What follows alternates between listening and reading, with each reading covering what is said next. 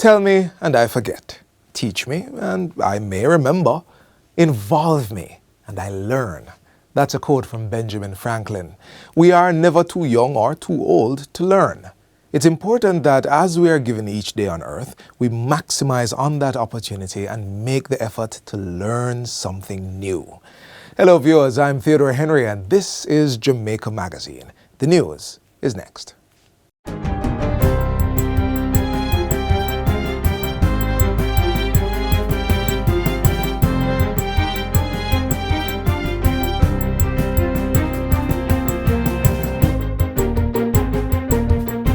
Good day, I'm Lisa Rowan. This is your JIS News for Wednesday, May 14, 2025.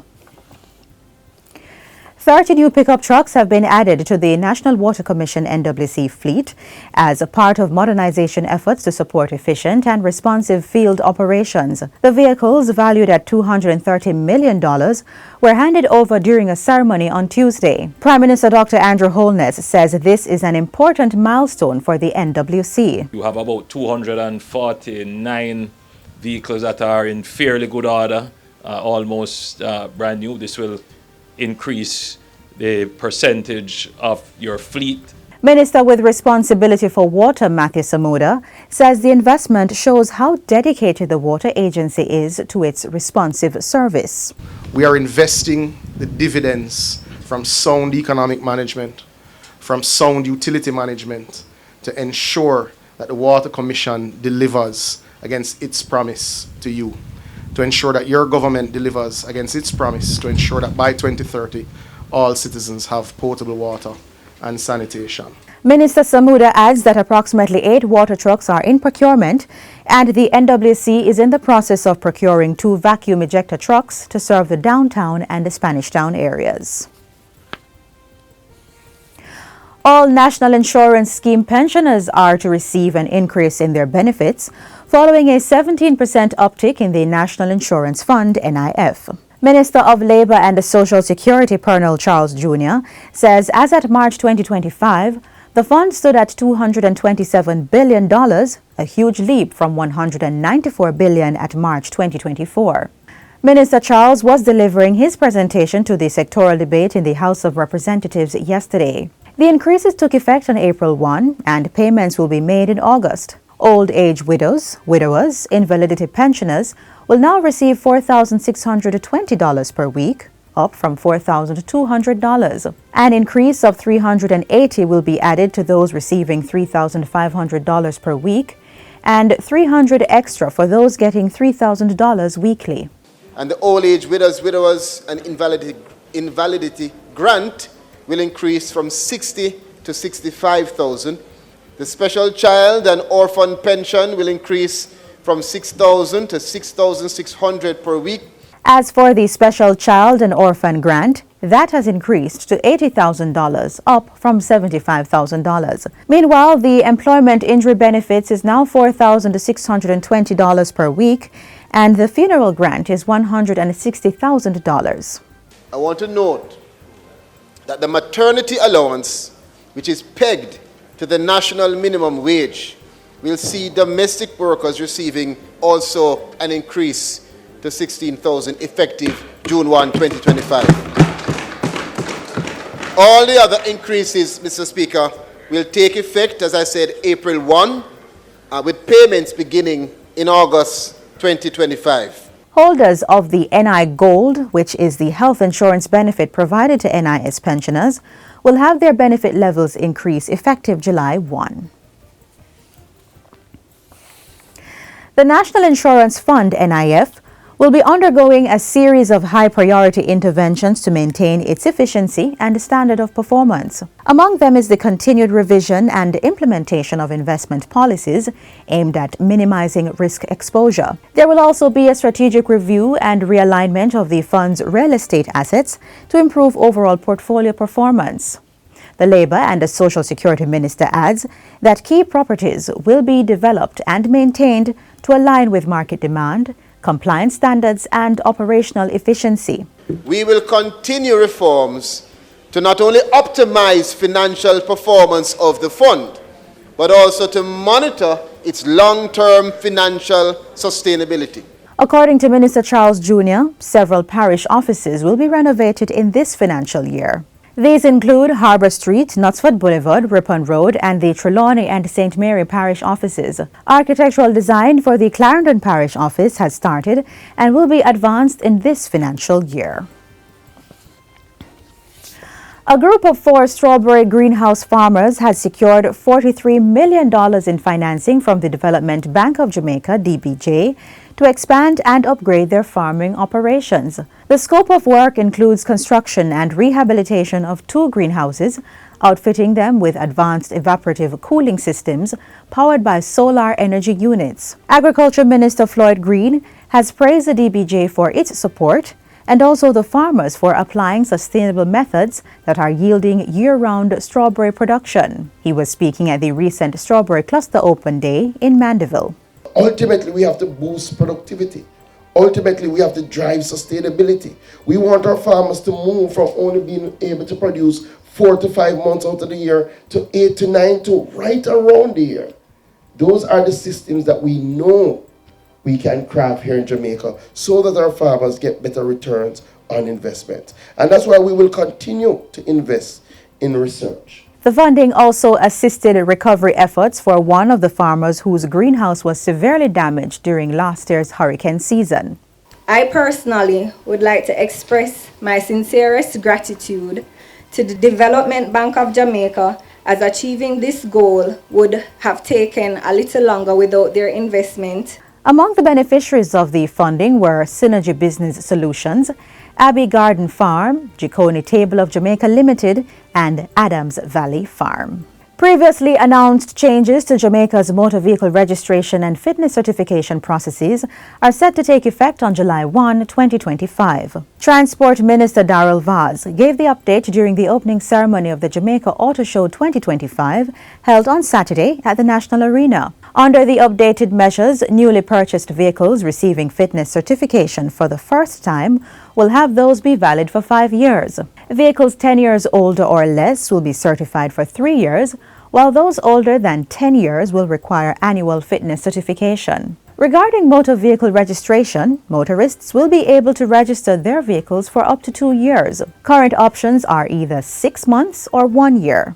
Minister Vaz reiterates that the certifications will be issued electronically. These certifications will now be issued electronically, eliminating the need for physical documents such as the MVRC decal sticker, printed motor vehicle registration, and fitness certificate. This digital shift brings tangible value. It reduces the government's reliance on costly certification papers embedded with physical security features and the production of decals, generating substantial savings. Minister Vaz asserts that the new method will be more convenient for motorists. Motorists will be notified via email and directed to a secure portal by entering 2 key pieces of information. They can access summary details or download a PDF of their registration or fitness. Businesses and service providers will also benefit, as the same portal allows for quick and easy verification when conducting transactions with vehicle owners. And finally, construction is now set to get underway for a 3-bedroom unit under the Indigent Housing Program in Manchester. Minister of Local Government and Community Development, Desmond McKenzie, broke ground on Friday in Porus. In addition to the 3-bedroom house for Yvette Nation, 4 other units will be built on the same property, including a 2-bedroom unit for her brother, Robert Nation. The family lost their home to fire last year. Minister McKenzie says the construction is set to begin immediately once the tender has been approved. Construction will begin in the first week of June, and we are expecting the construction to last over 2 months. So when I come back, I'm going to come back to hand over the 3-bedroom. But in the process, the construction of the 2-bedroom will be well in advance. In the meantime, Minister McKenzie says the National Land Agency has granted permission to construct a water shop in the area. Once we have concluded the paperwork, we will move expeditiously to commence the construction of that water shop for the residents of those communities. And that's it for JIS News today. I'm Lisa Rowe. Thanks for watching.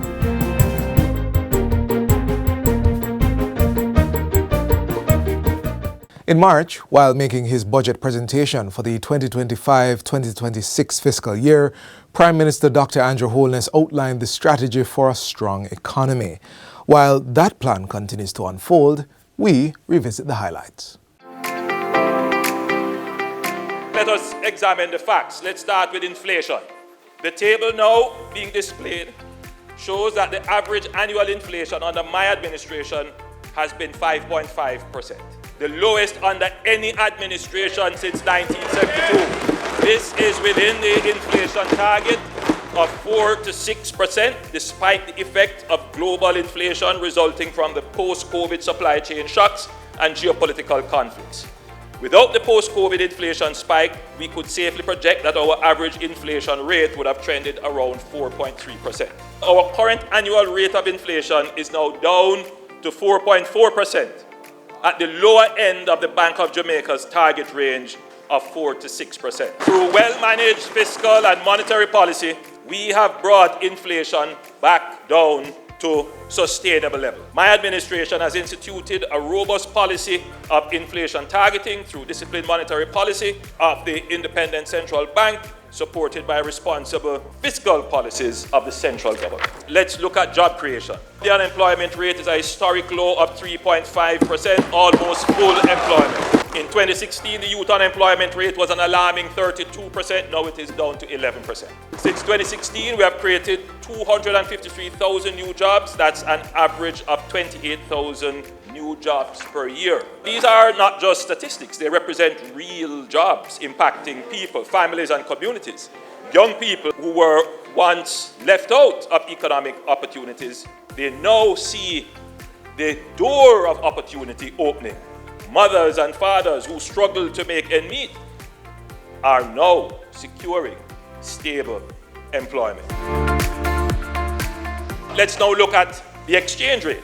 The table now being displayed shows that during the past 9 years, the Jamaican dollar has depreciated by an average of 2.9% per year relative to the US dollar. This is by far the lowest rate of currency depreciation under any political administration since independence. Jamaica today has the most robust and transparent foreign exchange market in the region and the most stable FX environment since our independence. This stability did not happen by chance. It is the product of sound fiscal and monetary policies, increased investor confidence, and a growing economy that is attracting capital rather than creating capital flight. An important factor in achieving sustained currency stability is the country's balance of payment. The balance of payment is like the country's current account. It's our income statement with the rest of the world. It tracks the money flowing in and out of the country from trade, services, and remittances. The graph now being displayed shows the quarterly current account balances since 2012. It shows that we have recorded a surplus for 7 of the last 8 quarters under this administration. So we are well on track to achieve our 3rd consecutive year of a surplus in the current fiscal year.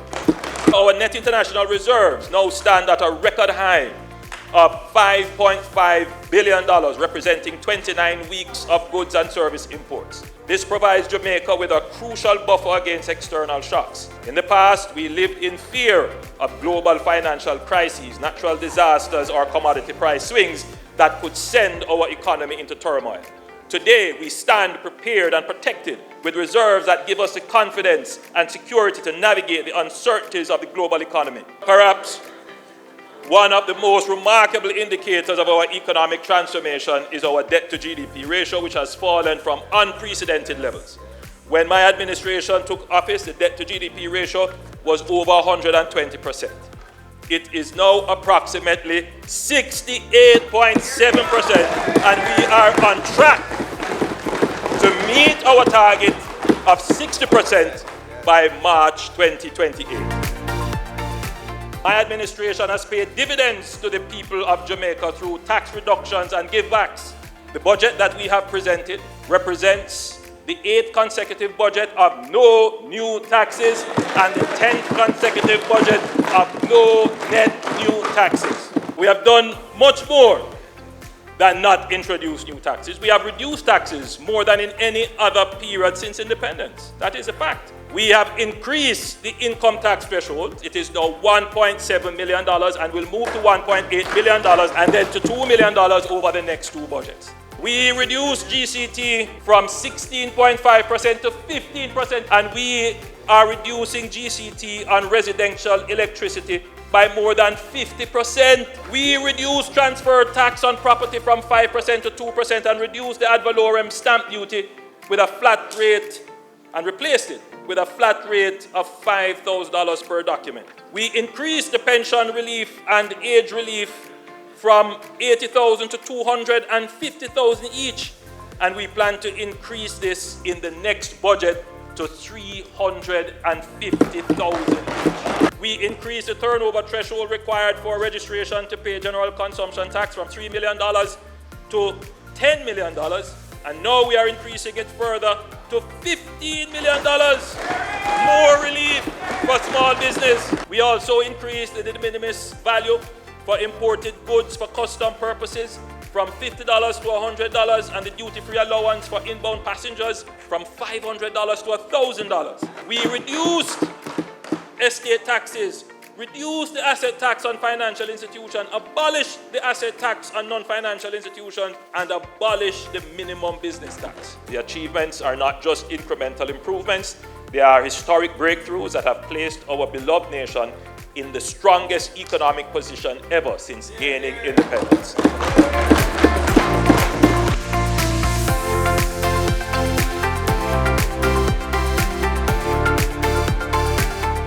Jamaica is one of those islands that has so much for you to see, and because of that, little gems that are hidden or on the outskirts might get missed. Well, that is why we have our next feature, Round the Bend. On this episode, we explore the garden parish of St. Anne. It was at this part of our rock back in 1494 that Columbus first set sights on Jamaica, hence the name Discovery Bay. The new occupiers of the land mimicked the locals and stayed on the coastline, creating Sevilla La Nueva. We started with a history lesson, so please indulge me as I take you on a tour of scintillating St. Anne.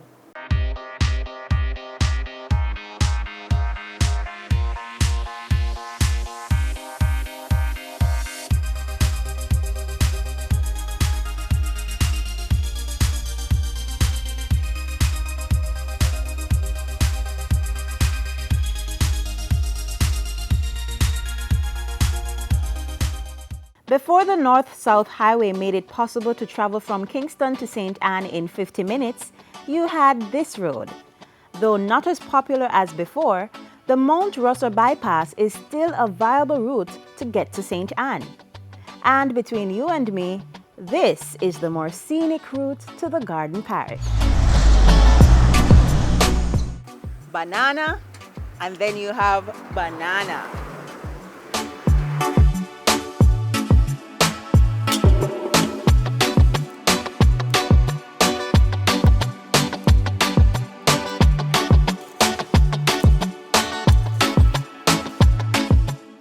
This rest stop at Fate's Pen is all you'll need to refuel on your way to Munich.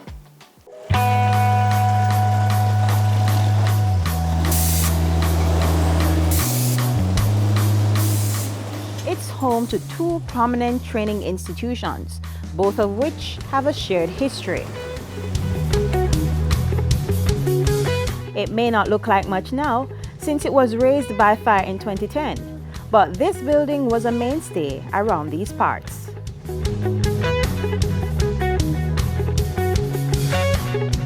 Built in 1890, the Monique Hotel was a rest stop for visitors to the Jamaican Great Exhibition of 1891. By World War II, it was taken over by the military, and in 1956, it became a college that also bore the name of the town. The old hotel is also linked to another location that's just off the main road, round the bend, at a place called Swamp. I remember hearing from my late mother, who used to come down here in the 1930s, long before I was born, and she would go and water ski on the Manig Lakes. I mean, that's how high the water was in those days, and Manig was in fact a tourism center for Jamaica in those days. They would have tours from the hotel, which is now the college, and they'd go to the Manig Lakes and water ski. In 2005, the lake swelled and engulfed parts of the community. Today, only 2 pools remain to tell the story of what happened back then, and life has seemingly returned to normal.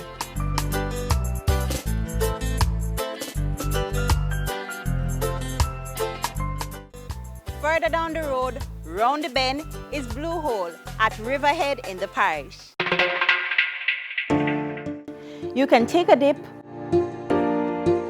cool off on its banks, or visit the nearby garden over the bridge. But be careful, this serene pool is 60 feet deep. This Blue Hole River is said to be the starting point of the White River. Locals say the water flows underground and reappear on the coast in Ocho Rios.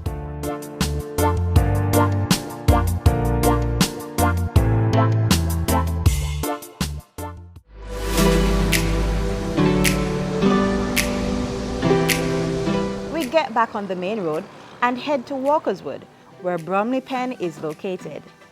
This 18th century beauty is made of wood with cut stone foundation and has a wraparound veranda and sash windows.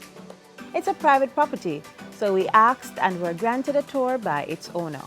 Bromley was built, I believe, around the 1720s, and it's been converted over the years by different owners. My great-grandfather bought it they say in the 1890s.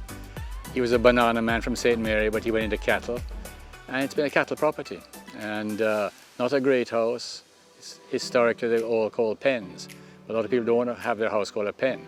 Bromley was really just a little 2-bedroom house, and it's just been added on to. The veranda you see behind me was put on by my great-grandfather. But so we still have cattle here, but we started in the 70s working with Caribbean Foods, the jerk seasoning business. Recently, we have turned Bromley into a yoga retreat. It's become very popular, and we run yoga retreats from Thanksgiving time in America through until about May, June. We close down for hurricane season.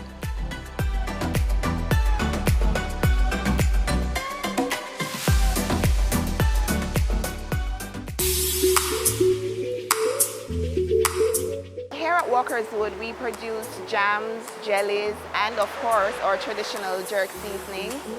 We have sauces, barbecue sauces, savory sauces, jerk sauces.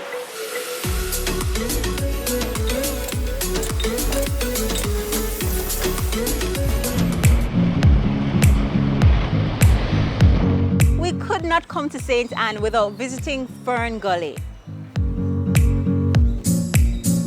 This 3-mile stretch is home to over 300 species of fern, many of which are endemic to the island.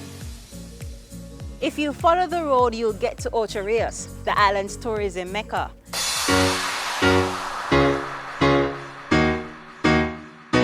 There's lots to do, so be sure you go out there and enjoy this amazing parish.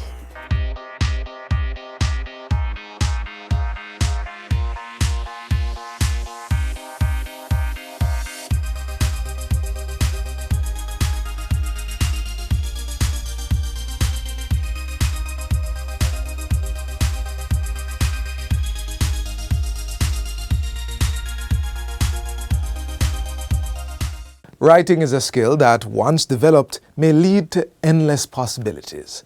As we continue to celebrate Child Month, let us encourage our children to read more books, which helps to foster the love of writing.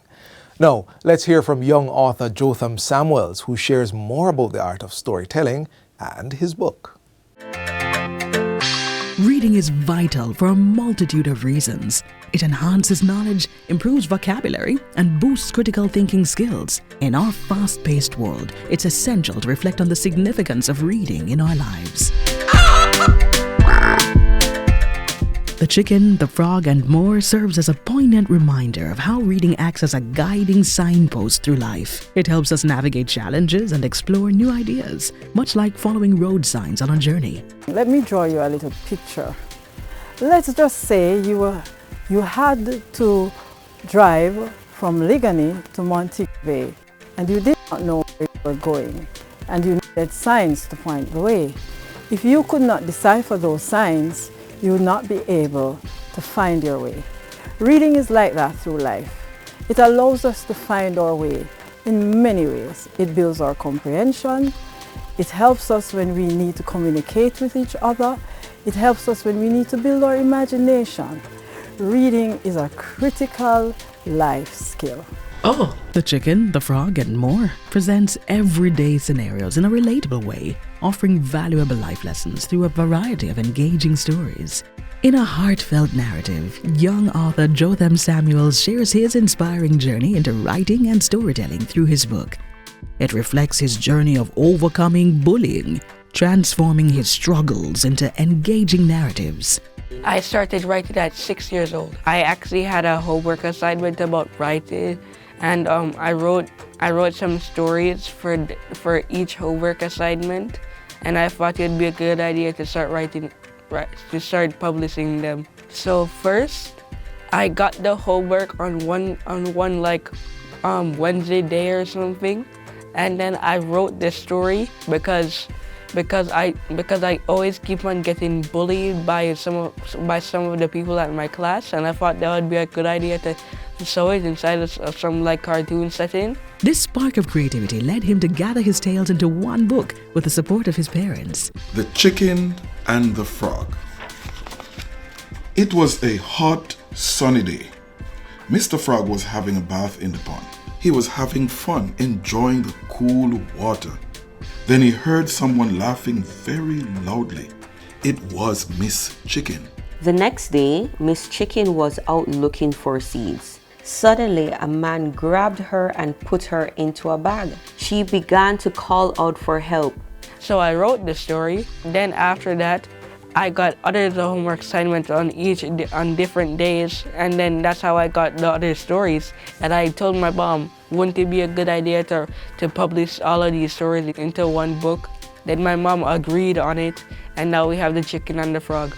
Jotham's journey didn't stop at writing. He found that revisiting his stories deepened his love for reading. How did I start liking reading? I wrote this story, and then I read back through the story, and I actually felt engaged inside reading. Then I started reading more and more. This charming tale resonates with readers of all ages, reminding us that our stories have the power to inspire others, no matter how young we are. Through the lens of Jotham's experiences, we see that reading and storytelling are not just hobbies. They are vital components of personal growth and connection. Let us remember that every story has the potential to guide us, ignite our imagination, and inspire the next generation of storytellers. We're at the end of today's magazine, but be sure to join us again tomorrow for another lineup geared towards providing you with information on the government's policies and initiatives for building a better Jamaica. We sure do hope you learned something new from today's show, and you may visit our website jis.gov.jm to rewatch this show or to catch up on the others we have on the site. I'm Theodore Henry, telling you thanks for watching from our production team here at the JIS. This has been a production of the Jamaica Information Service, the voice of Jamaica.